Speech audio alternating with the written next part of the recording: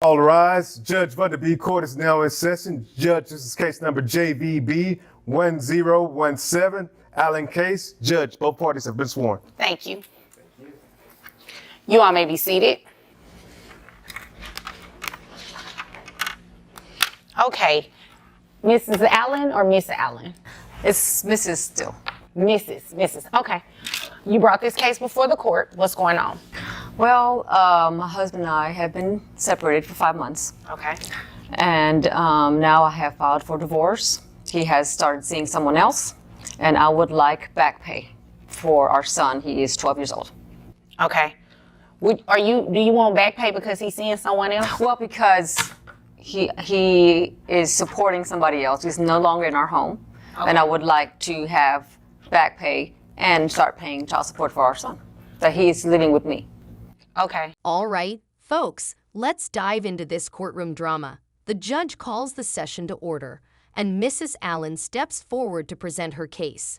She explains that she and her husband have been separated for 5 months, and she is now filing for divorce. Mrs. Allen reveals that her husband has started seeing someone else and is requesting back pay and formal child support for their 12-year-old son. The tension builds as the judge questions her motives, asking if she's seeking back pay just because her husband has moved on. Mrs. Allen clarifies that she needs support because her husband is no longer contributing to their household. This case is about more than just money. It's about responsibility, relationships, and the challenges of co-parenting after a separation.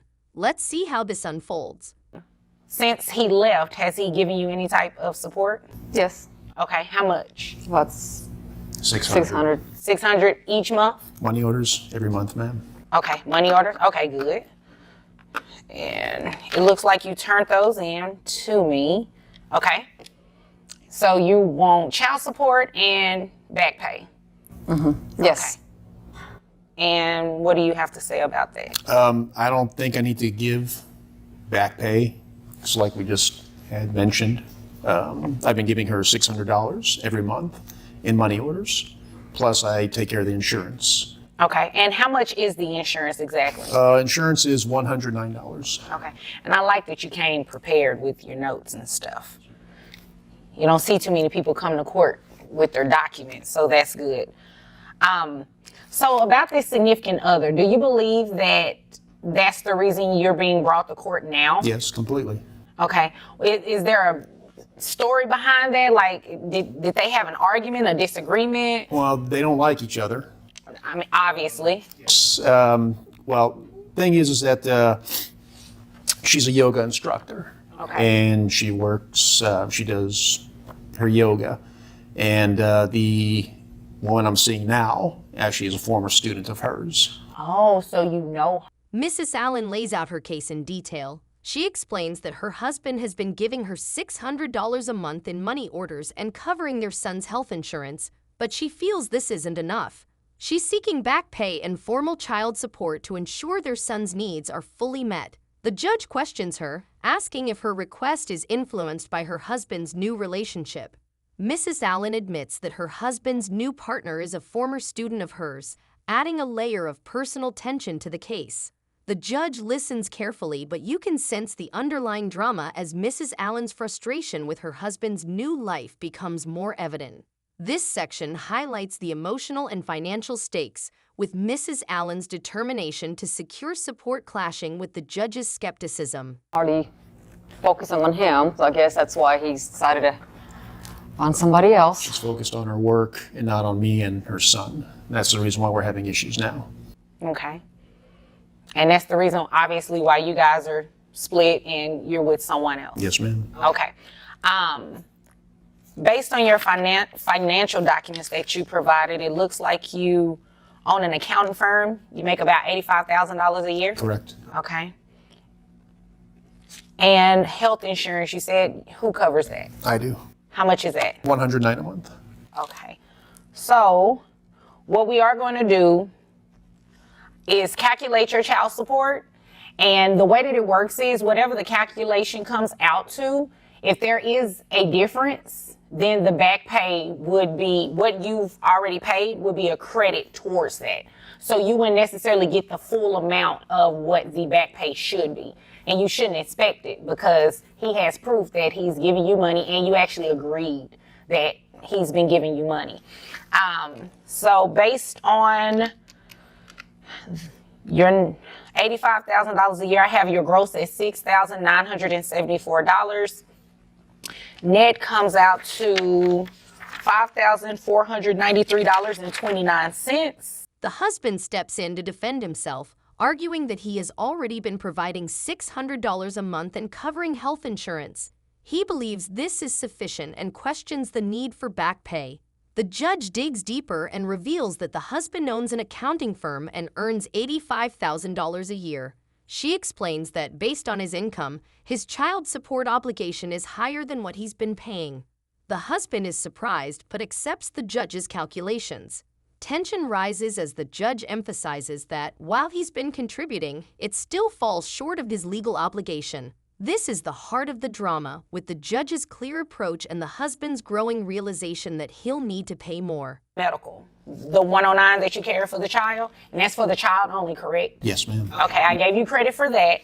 So that brings your child support obligation, well, not the full amount, but it's $1,098.60. Okay? $1,098.60. And when you multiply that by 5 months, back pay comes out to $5,493, giving you credit for what you've paid. You said $600? Yes. Okay, so $600 times 5 for the past 5 months would be $3,000. That's what you get a credit for.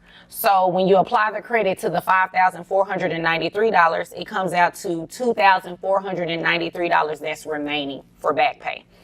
So the way that we kind of make sure you pay that over time, you want to cover the interest on the amount each month.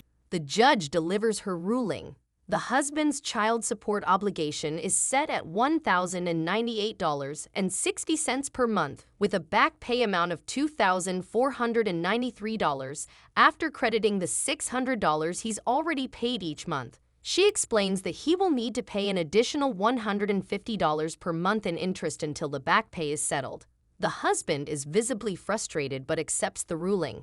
The judge's final remarks emphasize the importance of meeting legal obligations, even when personal relationships are strained. This part delivers the resolution and key takeaway, leaving viewers with a clear understanding of the judge's decision and the financial realities of child support.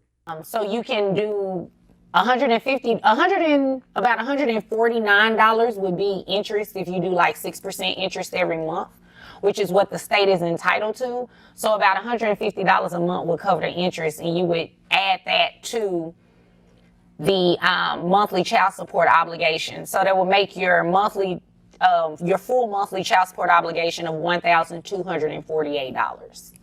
Okay. But And once that $2,493 is paid in full, the amount will go back down to the $1,098.60.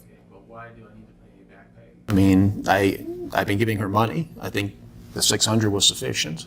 Well, technically, it is good that you did give her money, but your child support obligation based on what you make comes out to about $400 more than that. So you were short. Had you been giving her $1,000 a month, it would have probably covered it minus maybe $100 or something like that.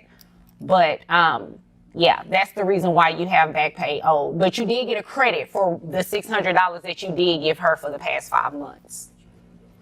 Okay. Do you all have any other questions? Anything else we need to discuss here today? Okay. Well, if there's nothing further, you all are dismissed. You're welcome.